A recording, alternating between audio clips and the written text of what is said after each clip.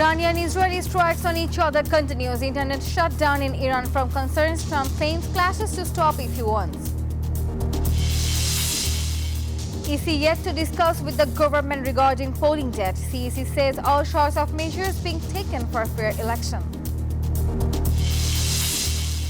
British MP Tulip Siddiq summoned to ACC on charge of receiving flat illegally. Governor says returning confiscated property is possible.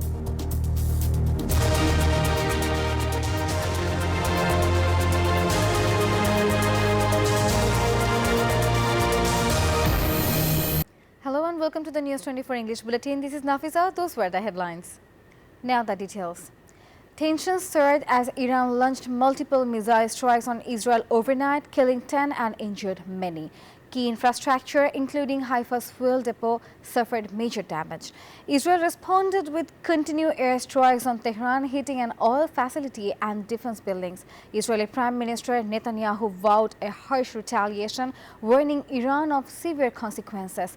Both sides braced for further escalation as fears of a wider regional war grow. U.S. President Donald Trump claimed he can end the Iran-Israel conflict and broker a deal between the two nations. In a Truth Social post Saturday night, Trump insisted the U.S. is not involved in the ongoing war. Iran, however, accused the U.S. and allies of failing to stop Israeli strikes to Tehran and warned of attacks on continuous countries supporting Israel if the assaults continue.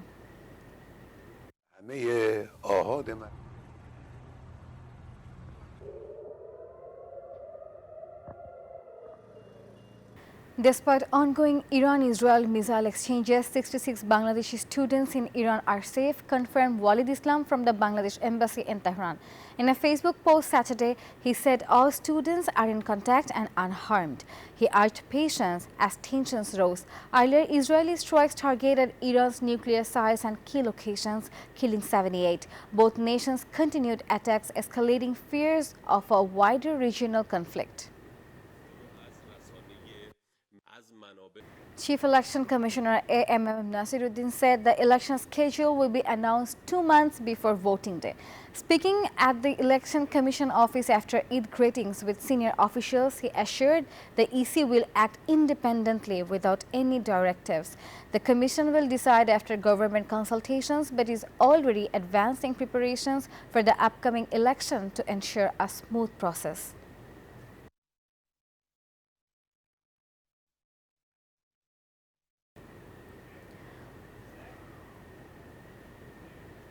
Home Advisor Mohammad Jahangir Alam Chaudhary said law enforcement agencies will be fully prepared for free and fair elections once the schedule is announced. Speaking at the Secretariat, he highlighted that police are more active than in the past 15 years. He expressed concern over a recent robbery in Uttara by men disguised in RAV uniforms and assured swift arrest. He also mentioned that discussions with India are ongoing to stop push-ins.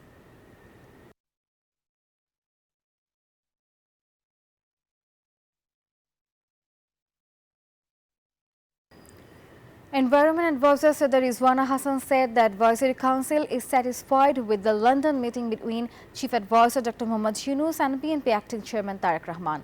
Speaking at the Secretariat, she urged political parties to directly communicate with the Chief Advisor if they have concerns.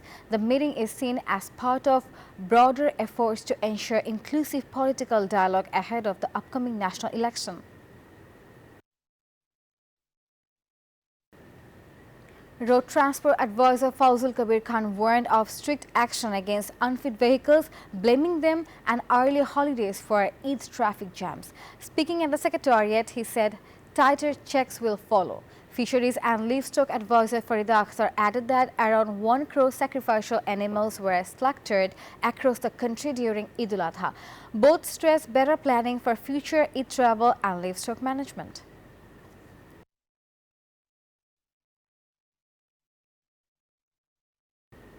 BNP leader Ishraq Hossain accused the government of contempt of court for delaying his oath as Dhaka South City Mayor.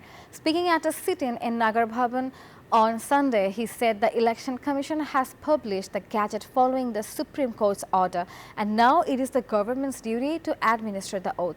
He warned the city office would remain locked until the oath is taken, except for emergency services. Several were injured in clashes between police and anti-piracy job seekers near the press club in Dhaka on Sunday. Protesters broke police barricades while marching toward the secretariat, prompting police to use sound grenades and baton charges to control the situation. At least 16 people were injured. Earlier on June 8, DMP had banned rallies and processions in the secretariat, Jamna and surrounding areas to maintain order. The Anti-Corruption Commission ACC has summoned British MP Tulip Siddiq, niece of former Prime Minister Sheikh Hasina, over allegations of illegally accepting a flat from Eastern Housing. On Sunday, the ACC confirmed that summons letters were sent to 5 addresses in Dhaka. Siddiq has been asked to appear for questioning on June 22 as part of an ongoing investigation into the alleged irregular property allotment. The government will make legal decisions to recover assets seized from Beximco Salman F. Rahman and former Land Minister Saifuzzaman in the UK, said Bangladesh Bank Governor Dr. Ahsan H. Mansoor. Speaking on Sunday, he noted that the government may hire lawyers to pursue criminal or civil cases in both countries. Foreign firms are willing to invest $100 million for recovery, but efforts outside the UK remain limited. Mansoor defended asset recovery amid personal attacks.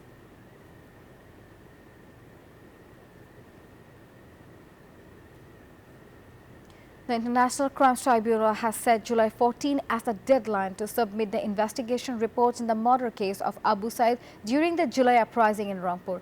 Reports for the murder of college student Ridoy in Konabari of Ghazipur and the killing of Taim in Jachabari must be submitted by August 17. Several accused, including police officers, appeared before the tribunal on Monday morning.